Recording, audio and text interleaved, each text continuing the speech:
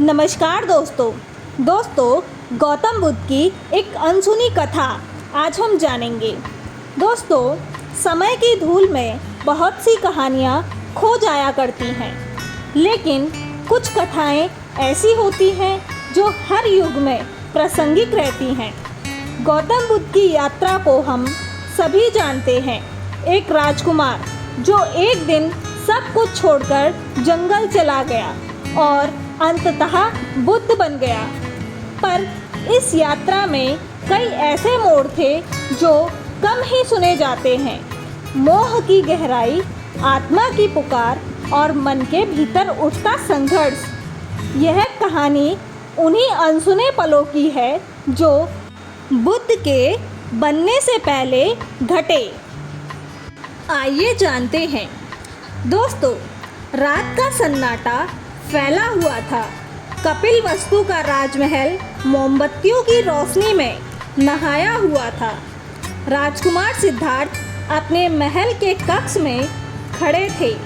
सामने पलंग पर यशोधरा और नन्हा राहुल शांत निद्रा में लीन थे।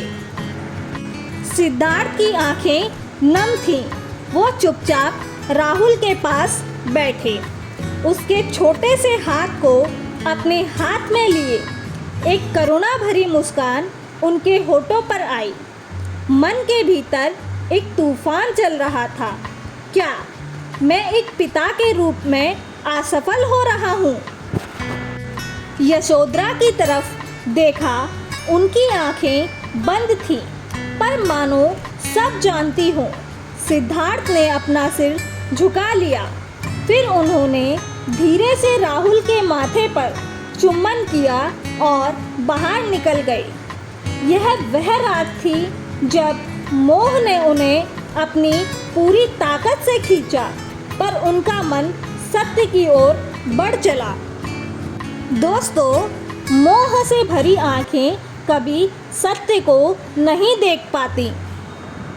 सिद्धार्थ अब जंगल में थे। बाल बड़े हुए, शरीर क्षीण, पर आंखों में एक अलग चमक थी। 5 वर्षों तक वे घने जंगलों में साधुओं के साथ कठोर तपस्या करते रहे। कभी एक दिन तक भोजन नहीं, कभी ठंडी नदी में ध्यानस्थ, कभी सूखी पत्तियों पर सोना। उन्होंने अपने शरीर को पीड़ा दी, यह सोचकर कि आत्मा तभी मुक्त होगी जब शरीर का अहम टूटेगा। एक दिन वे नदी किनारे बैठे थे। पानी में अपनी परछाई देखी। एक कंकाल सा चेहरा, आंखों में थकान, होठ सूखे। उस क्षण एक प्रश्न उठा, क्या यह आत्मदंड मुझे सत्य देगा? उनकी अंतरात्मा ने उत्तर दिया, नहीं, अति किसी भी रूप में बंधन बन जाती है। दोस्तों, सत्य ना तो विलास में है, ना ही संन्यास की कठोरता में, वह तो मध्यम मार्ग में है। गर्मी का दिन था। सिद्धार्थ एक पेड़ के नीचे अचेत पड़े थे। उसी गांव की एक ब्राह्मण कन्या सुजाता रोज शिवलिंग की ओर खीर चढ़ाती। उस दिन उसने सोचा, आज वह अपने तपस्वी देवता को खीर अर्पित करेगी। वह आई और देखा, एक पुरुष मृतप्राय पड़ा है। उसने सिद्धार्थ को खीर दी। सिद्धार्थ ने उसे देखा। आंखों में ना तो मोह था, ना कोई आग्रह, केवल करुणा थी। उन्होंने खीर ग्रहण की। यह 5 वर्षों बाद पहला सजीव स्वाद था, सेवा से भरा, स्नेह से पका। उस दिन उन्हें समझ आया कि करुणा केवल भावना नहीं, वह भी मार्ग है। जो खीर जीवन देती है, वह तपस्या से अधिक पवित्र होती है। आत्मा का महासंग्राम। उन्होंने बोध गया में एक पीपल वृक्ष के नीचे प्रण लिया, जब तक ज्ञान नहीं प्राप्त होगा, मैं यहाँ से नहीं हिलूँगा। रात गहराई, भीतर और बाहर अंधकार उतर आया और तभी मारी आया। मृत्यु और मोह का प्रतीक उसने डर दिखाया। प्रलोभन दिए, अपनी सुंदर बेटियों को भेजा। तृष्णा, मोह, राग। मारी बोला, तू कौन होता है सत्य का दावा करने वाला? तू तो एक सन्यासी है, कोई राजा नहीं।